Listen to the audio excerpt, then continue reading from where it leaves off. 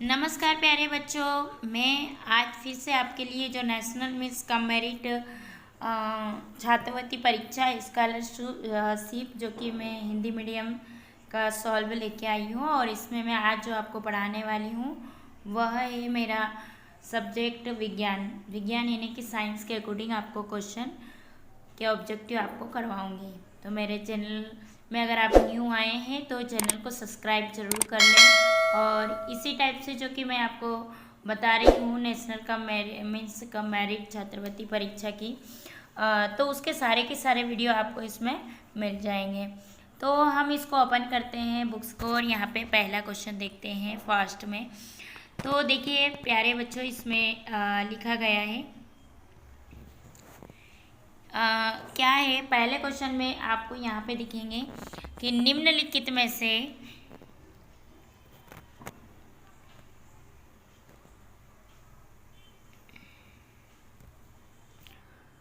यहाँ पे देखिए निम्नलिखित में से किस प्रकार के दर्पण में आभासी प्रतिबिंब बन सकता है। तो इसका राइट ऑप्शन हो जाएगा ए, अवतल दर्पण में आभासी प्रतिबिंब बन सकता है। इसी टाइप से हम आगे बढ़ेंगे और क्वेश्चन नंबर 2 पे फोकस करेंगे। और क्वेश्चन नंबर 2 में क्या लिखा गया है हमारा कि निकट दृष्टि के दोष को नेत्र के सामने निम्नलिखित में से किस लेंस का उपयोग करके सुधारा जा सकता है। फिर से देखिए, निकट दृष्टि के दोष को नेत्र के सामने निम्नलिखित में से किस लेंस का उपयोग करके सुधारा जा सकता है। तो देखो यहाँ पे लिखा है सिलिंडरी लेंस, उत्तल लेंस, अवतल लेंस या उपयुक्त में से कोई नहीं। तो राइट ऑप्शन हो जाएगा इसमें से किसी का भी इसमें उपयोग करके सुधारा नहीं जा सकता है। तो राइट ऑप्शन हो जाएगा इसका डी। आगे बढ़ते हैं हम लोग क्वेश्चन नंबर 3 देखते हैं। और क्वेश्चन नंबर 3 में यह लिखा गया है कि यहाँ पे ये है प्रकाश की एक किरण के किसी सघन माध्यम से विरल माध्यम में प्रवेश करने पर अपवर्तन कोण बढ़ जाता है, घट जाता है या परिवर्तित नहीं होता है या अत्यधिक कम हो जाता है। तो इसका राइट ऑप्शन हो जाएगा ए। क्या हो जाएगा इसका राइट ऑप्शन ए, बढ़ जाता है। यानी कि प्राकृतिक के किरण के किसी भी सघन माध्यम से विरल माध्यम में प्रवेश करने पर इसका जो अपवर्तन कोण होता है वो बढ़ जाता है। आगे बढ़ते हैं हम लोग यहाँ पे क्वेश्चन नंबर 4 देखते हैं। और क्वेश्चन नंबर 4 में लिखा गया है कि निम्नलिखित में से न्यूनतम तरंग दैर्घ्य वाली तिरंगे होती है जिसको हम क्या कहते हैं। तो उसे हम बी ऑप्शन पे देखिए एक्स किरणों में होती है। राइट नाउ इसी टाइप से हम बोलेंगे यहाँ पे 5th वाला क्वेश्चन सुनिए। इसमें क्या लिखा है कि कांच के लिए क्रांतिक कोण का मान 45 डिग्री हो तो इसका अपवर्तक नाक होगा, वो होगा इसका 1.41, यानी कि इसका राइट ऑप्शन हो जाएगा बी। हाँ, आगे बढ़ते हैं हम लोग क्वेश्चन नंबर 6 पे। और क्वेश्चन नंबर 6 हमारा क्या है, यहाँ पे देखिए क्वेश्चन नंबर 6 यह है हीरे में अत्यधिक, जो क्वेश्चन नंबर 6 है वो है हीरे में अत्यधिक चमक क्यों होती है, क्योंकि वह पूर्ण आंतरिक परावर्तन के कारण है। तो इसका राइट ऑप्शन बी हो जाता है। इसी टाइप से क्वेश्चन नंबर 7 देखेंगे हम। और क्वेश्चन नंबर 7 में यह लिखा गया है निम्नलिखित में से किस रंग की प्रकाश किरण का किसी भी प्रिज्म से होकर निकलने पर विचलन सबसे अधिक होता है ना। तो वो कलर कौन सा होता है, तो वो कलर हमारा पीला होता है ना। Right option is C. इसी टाइप से क्वेश्चन नंबर 8 देखेंगे। बहुत इजीली क्वेश्चन आ रहे हैं, बस आप ध्यान से सुनते जाइए एंड समझते जाइए। यदि दो समतल दर्पणों को बारी बारी से परस्पर 30 degree, 40 degree, 50 degree and 60 degree के कोण पर झुकाकर रखा जाए तो निम्नलिखित में से परस्पर किस कोण पर दर्पणों में प्रतिबिंबों की संख्या अधिकतम होगी? तो इसका राइट ऑप्शन हो जाएगा बी, यानी 40 डिग्री पर होगी। अब आगे हम बढ़ते हैं क्वेश्चन नंबर 9 में। और क्वेश्चन नंबर 9 में यह लिखा गया है कि अनंत पर रखी गई वस्तु का उत्तल लेंस में बनने वाला प्रतिबिंब होता है, तो क्या होता है कि वास्तविक और अत्यधिक छोटा होता है ना। फिर से सुन लीजिए, क्वेश्चन ये है, अनंत पर रखी गई वस्तु का उत्तल लेंस में बनने वाला प्रतिबिंब होगा वास्तविक और अत्यधिक छोटा। आगे बढ़ते हैं और क्वेश्चन नंबर 10 देखते हैं। यहाँ पे आपको दिख रहा होगा कि दूरदर्शन यानी टेलीस्कोप की दो वस्तुओं को स्पष्टतः देखने की क्षमता कहलाती है, और वो क्या कहलाती है? वह आवर्धन क्षमता कहलाती है ना, जिसको हम इंग्लिश में बोलेंगे मैग्नीफाइंग पावर। हाँ, इसी टाइप से आगे हम बढ़ते हैं क्वेश्चन नंबर 11। ये देखिए, ये रहा हमारा क्वेश्चन नंबर 11। तो यहाँ पे क्वेश्चन नंबर 11 में लिखा गया है, लेंस की क्षमता का मात्रक है, तो वो होता है डायोप्टर, ठीक है।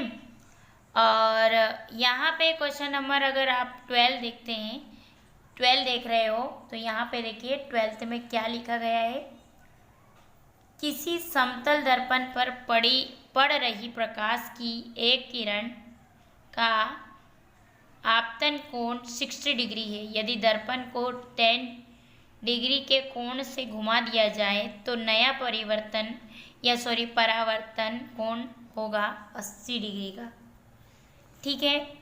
इसी टाइप से आगे बढ़ते हैं और क्वेश्चन नंबर 13 को देखते हैं। क्वेश्चन नंबर 13 में लिखा है, निम्नलिखित में से कौन सा दर्पण गोलीय विपथन से मुक्त है? तो वो होता है अवतल दर्पण, जो कि विपथन से मुक्त होता है। आगे देखते हैं और क्वेश्चन नंबर 14। क्वेश्चन नंबर 14 में ये लिखा है, यदि F = R/2 हो तो यह संबंध यह दर्शाता है कि दिया गया दर्पण उत्तल है, यानी राइट ऑप्शन नीचे क्या हो जाएगा? ए। आगे देखिए क्वेश्चन नंबर 15।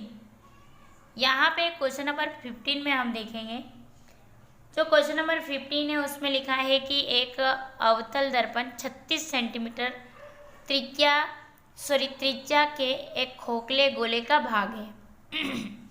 फिर से सुन लीजिए, एक अवतल दर्पण 36 सेंटीमीटर त्रिज्या के एक खोखले गोले का भाग है।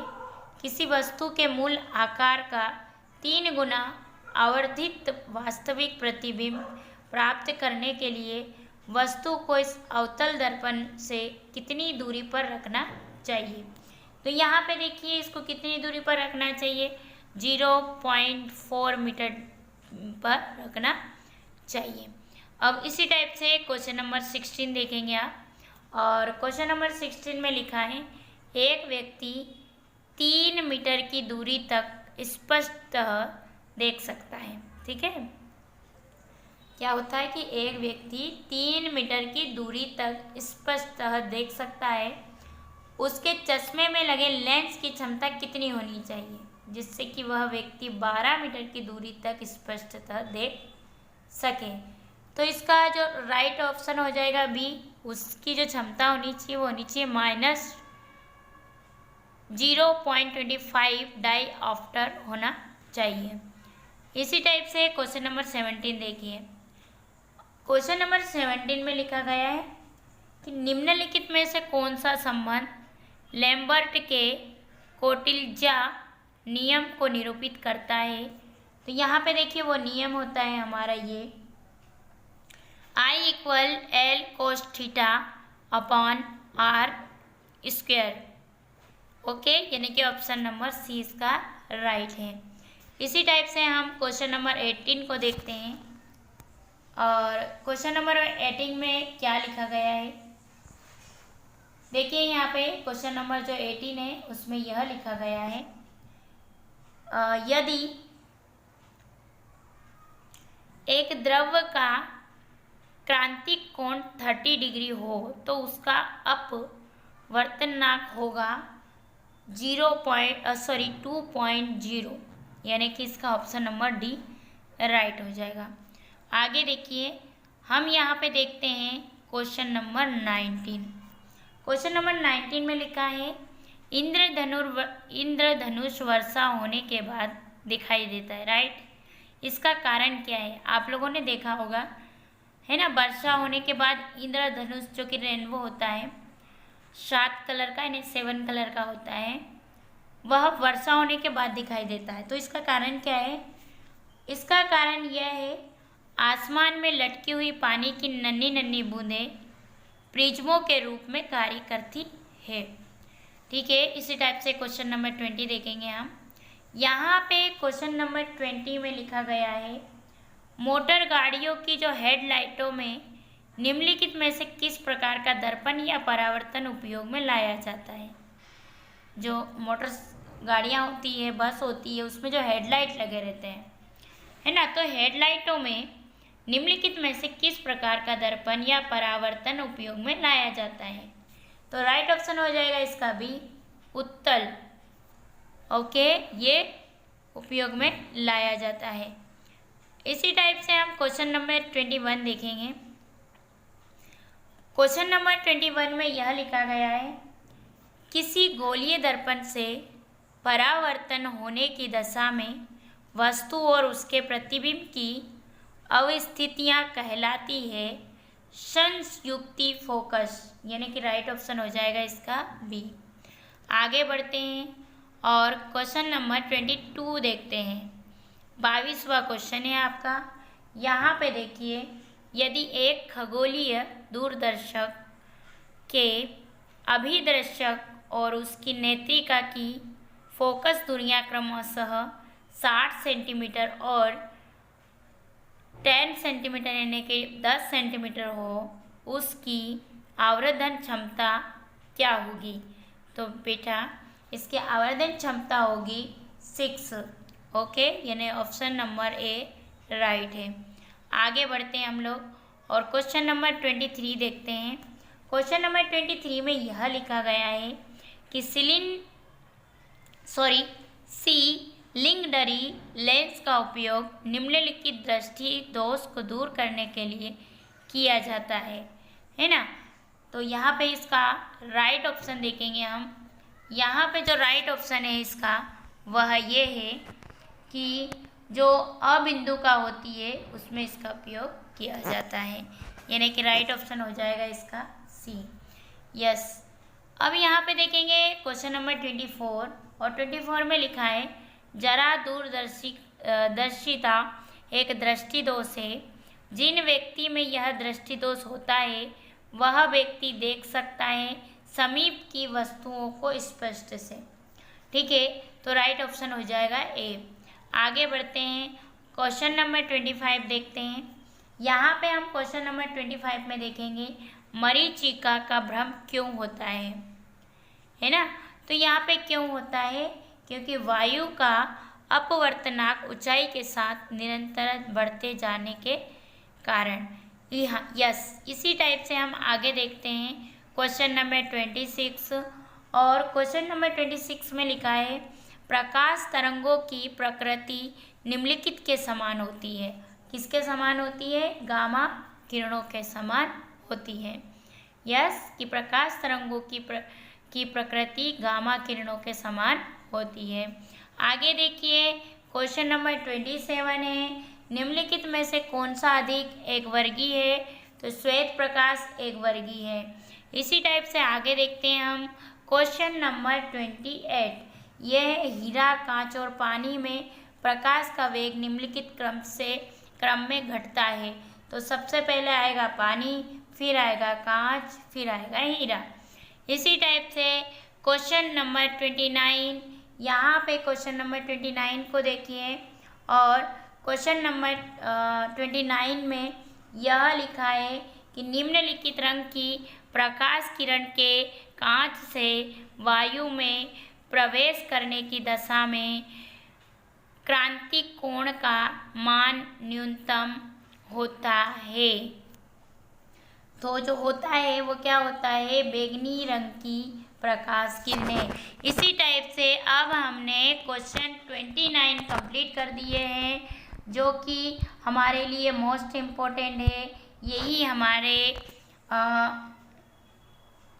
ये जो भी हमारे क्वेश्चन हमने किए हैं, इसमें से बहुत से क्वेश्चन आपके नेशनल मींस कम मेरिट की जो एग्ज़ाम है उसमें आएंगे, क्योंकि आना कंपलसरी है।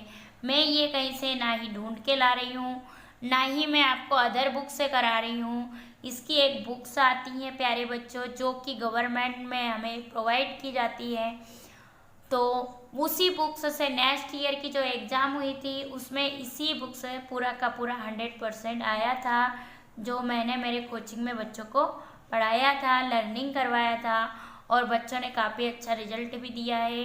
इसी बेस पर मैं अब ये चाहती हूँ कि मेरे जितने भी हैं बच्चे हैं जो इसकी तैयारी कर रहे हैं, उनको सारी की सारी जानकारी प्राप्त हो। जिनके पास बुक्स नहीं हो वो मेरे सारे वीडियो देख के भी सारे के सारे आप इसे कंप्लीट कर लेते हैं।